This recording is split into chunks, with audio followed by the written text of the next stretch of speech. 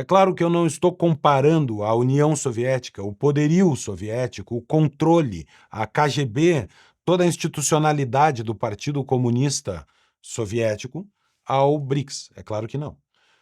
O BRICS, de novo, é um grupo, uma reunião voluntária de países que não estão submetidos a um só regime, a um só governo, aliás, com uma grande divergência entre vários destes membros em relação à forma como se governam.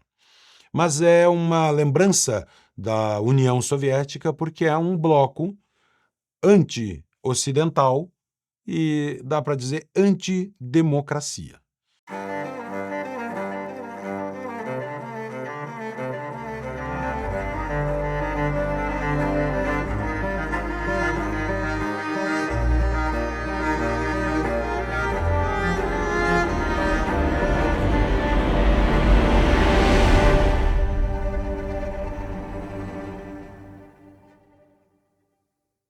O bloco do BRICS quer ser a nova União Soviética. Nicolás Maduro viajou até Moscou, dizem que de surpresa, como se alguém posasse de surpresa em Moscou. Maduro foi até lá para ser recebido junto com a Venezuela no novo bloco. Não deu certo. A Venezuela, ao que tudo indica, não entrará tão cedo no BRICS. Mas entraram outros países. Entraram países como Cuba, Bolívia, Tailândia, Vietnã, Malásia, Indonésia, Belarus, Turquia, Nigéria, Uganda, Uzbequistão e Cazaquistão. Essa foi o que a Folha de São Paulo chamou de uma vitória da diplomacia brasileira. Não deixar a Venezuela entrar no bloco. Por que é que Maduro não entrou no BRICS? Por que é que Brasil se opôs? O Brasil se opôs provavelmente pela rixa pessoal atual de Lula da Silva com Maduro. Num estranhamento entre irmãos. Lula, no Foro de São Paulo, sempre foi amigo da Venezuela. E o PT, inclusive, reconheceu a vitória de Maduro, com que evidências só Deus sabe. Mas a Venezuela não entrou. Entraram todos estes outros. Entraram 13 novos membros no bloco. Um bloco que nasceu em 2006 para ser um bloco econômico. O BRICS começa com 4 países: Brasil, Rússia, Índia e China. E ainda que fossem economias muito diferentes, tinha um grande argumento para sua formação. Eram economias de grande população, de muita relevância no cenário econômico global, mas países em desenvolvimento, países ainda abaixo da linha do desenvolvimento, que buscavam um espaço para dialogar, um espaço para crescer e uma relevância no mercado global. Nasce como um bloco econômico, buscando relevância econômica. Logo em seguida, já no ano seguinte, ingressa a África do Sul, e o nome do bloco ganha o S, do Sul da África. Portanto, o BRICS, agora com 5 países, ainda assim, mantinha uma lógica econômica. E agora um recado importante a você que acompanha toda quinta-feira o programa Magna Carta. A Brasil Paralelo liberou um desconto de Black Friday agora em outubro e está com 50% de desconto em todos os seus planos. Nessa condição especial, o plano mais barato sai por apenas R$ 9,50 mensais. Assine hoje e libere uma plataforma completa de conteúdos, além de apoiar a exibição gratuita de mais programas como esse. Mas você precisa ser rápido, porque essa oferta não estará disponível em novembro. Escaneie o QR Code na tela ou toque no link na descrição e assine agora a Brasil Paralelo pela metade do preço. Ao contrário da União Europeia, da ONU ou mesmo do Mercosul, o BRICS não é uma organização internacional constituída, não tem institucionalidade, não tem um parlamento, não nasceu de um tratado formal entre os países. O BRICS é um bloco, é uma mesa redonda, é um grupo de países que tem o compromisso de sentar para conversar, um pouco mais do que isso. A mesma coisa acontece com o G7 ou o G20, que não são organizações internacionais propriamente ditas. São fóruns, conhecidos mais como cúpulas, as cúpulas onde se reúnem chefes de Estado. Aliás, nestes blocos, ao contrário das organizações internacionais, é comum que haja 2 reuniões separadas.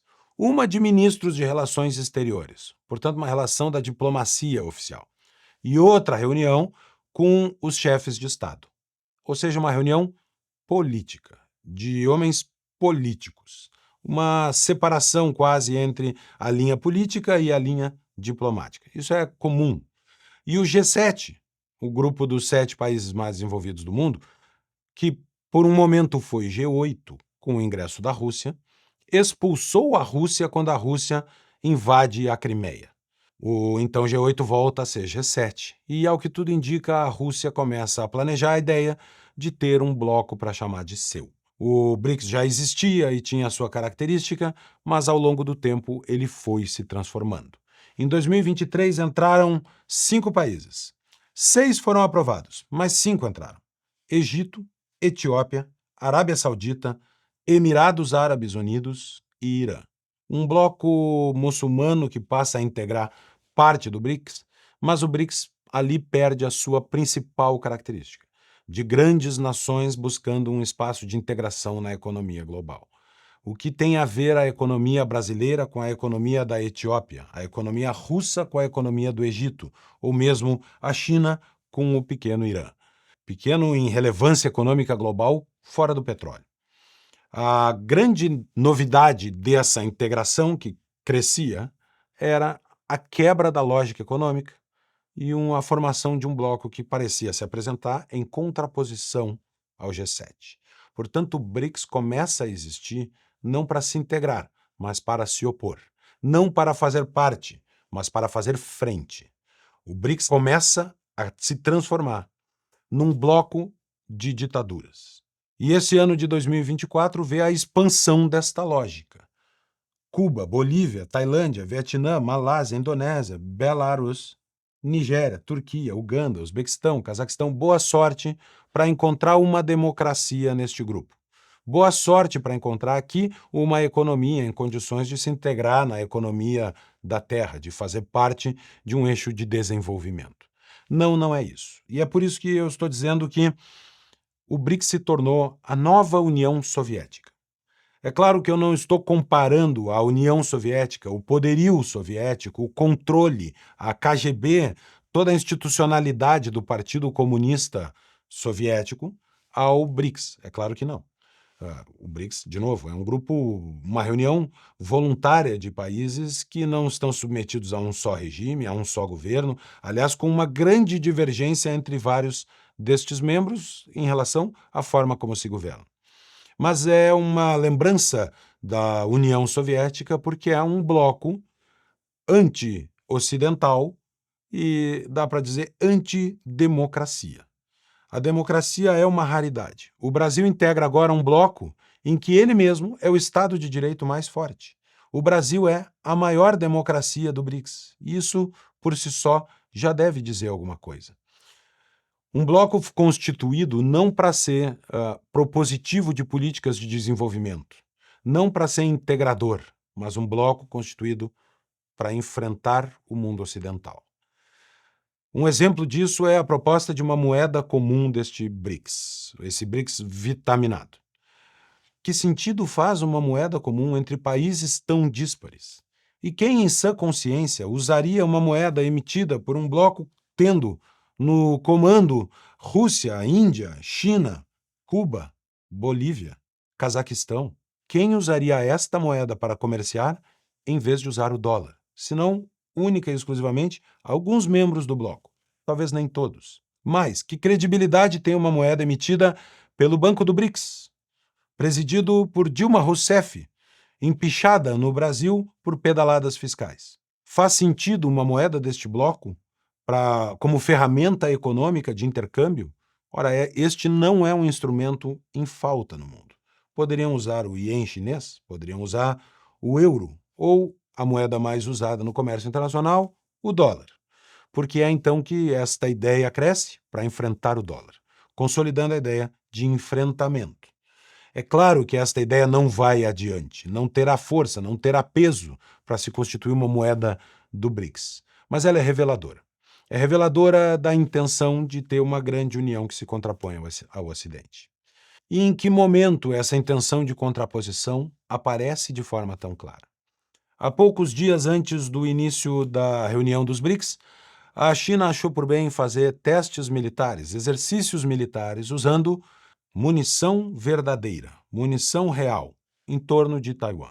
É um conflito que a China parece estar nutrindo e esperando apenas o momento de usar a força para integrar de vez a pequena Taiwan. O mundo assiste também um conflito no Oriente Médio, em Israel, em que o Irã, um dos países do BRICS, está diretamente envolvido. Um outro conflito na Ucrânia, em que a Rússia, outro membro dos BRICS, está diretamente envolvida. E agora, aparentemente, um terceiro conflito em Taiwan, que está no forno para sair, envolvendo o outro grande país do bloco, a China. Aliás, para quem quiser aprofundar alguns temas que nós tratamos aqui, eu recomendo alguns conteúdos aqui mesmo na Brasil Paralelo. Sobre a União Soviética, o capítulo específico da série sobre a história do comunismo. Sobre o conflito no Oriente Médio, From the River to the Sea, o grande documentário feito pela Brasil Paralelo, já premiado inclusive em Israel. E sobre a guerra, o conflito em Taiwan, um Insight BP, aqui também no YouTube da Brasil Paralelo. Quando foi que 3 conflitos surgiram em partes diferentes do mundo ao mesmo tempo pela última vez? Na Segunda Guerra Mundial. O início da Segunda Guerra Mundial vê um conflito no norte da África, um conflito na Europa e outro no Pacífico. A guerra eclode e então formam-se 2 blocos contrapostos, os aliados de um lado e o eixo de outro. Não por coincidência, democracias de um lado e ditaduras de outro. Tanto o Império Japonês, quanto a Alemanha nazista, quanto a Itália fascista, que compunham este eixo, eram ditaduras autocráticas. Aquele momento viu a formação dos blocos depois de o conflito local se transformar num conflito global. O que parece é que dessa vez há uma inversão nessa lógica. Os conflitos locais estão postos no Oriente Médio, na Ucrânia e em Taiwan. O que aparenta é que os países começam a formar grandes blocos antes mesmo da escalada global destes 3 conflitos. Como na Segunda Guerra, o Brasil escolheu em que bloco estaria. Getúlio Vargas fez um leilão. Precisava de dinheiro para criar a Companhia Siderúrgica Nacional e esperou para ver se o dinheiro viria da Alemanha nazista ou dos Estados Unidos. Os Estados Unidos ofereceram o valor que Getúlio queria, e só por isso o Brasil de Getúlio Vargas escolheu estar do lado certo na Segunda Guerra Mundial. Se fosse hoje, o discípulo de Getúlio, Lula da Silva, já teria feito a escolha antes mesmo da guerra começar. O Brasil, portanto, se na iminência de um conflito global, está previamente ligado ao bloco das ditaduras, junto, além desses países que nominei, ao Irã, a China e a Rússia, 3 dos causadores dos conflitos regionais que nós estamos assistindo. Quando a Argentina invadiu nos anos 80 as Malvinas, Margaret Thatcher faz o seu primeiro telefonema para Ronald Reagan, o presidente dos Estados Unidos. Atacada no seu território, a primeira-ministra da Inglaterra manda a Washington o Lord Hurd, seu ministro de Relações Exteriores. A mesma coisa acontecera na Segunda Guerra Mundial, quando o Japão invade Pearl Harbor. Quando o Japão ataca um ataque aéreo e naval a Pearl Harbor, o presidente Roosevelt faz o seu primeiro telefonema para Winston Churchill, o primeiro-ministro do Reino Unido. As democracias se procuravam. Se hoje os conflitos locais escalarem para uma guerra global, para quem será o primeiro telefonema de Lula da Silva? Para Xi Jinping ou para Putin? Estes são os amigos com quem o Brasil anda de mãos dadas. Não, a não entrada da Venezuela não é uma vitória diplomática do Brasil. Ela pode ser uma vitória diplomática de Celso Amorim ou de Lula da Silva, que colocam os interesses pessoais partidários acima do interesse do país. O interesse do país deveria ser estar ao lado das democracias, integrado política e economicamente com Estados Unidos, com a Europa e com o mundo livre, com o mundo ocidental. Mas a opção de Lula da Silva foi outra. A opção do Brasil é estar num bloco onde não há verdadeiras democracias plenas. Quem está de parabéns? Quem está de parabéns é o 6º país aprovado para o BRICS lá em 2023, que acabou não entrando. Entraram 5. Restou um, a Argentina. A Argentina tinha sido aprovada para ingressar no BRICS no governo de Alberto Fernandes, portanto no regime kirchnerista. O que os kirchneristas não esperavam era perder a eleição para Javier Milei. Milei, logo no início do governo, anuncia: não, esta não é a minha turma. Esta não é a turma com quem a Argentina quer estar. Milei faz uma curva de 180 graus e aponta a Argentina de volta para a integração nos mercados ocidentais, para fazer parte da cadeia global que pode levar ao objetivo principal daquele BRIC do início, o desenvolvimento econômico. A Argentina vai em busca do seu desenvolvimento econômico, enquanto o Brasil vai em busca da aliança com o bloco das ditaduras. Talvez o Brasil de Lula, de fato, não combine com o bloco das democracias, assim como a Argentina do kirchnerismo também não combinava. Mas se a nossa democracia aqui for forte o suficiente para fazer uma transformação dentro do país, nós, por tabela, nos salvaremos também do eixo das ditaduras.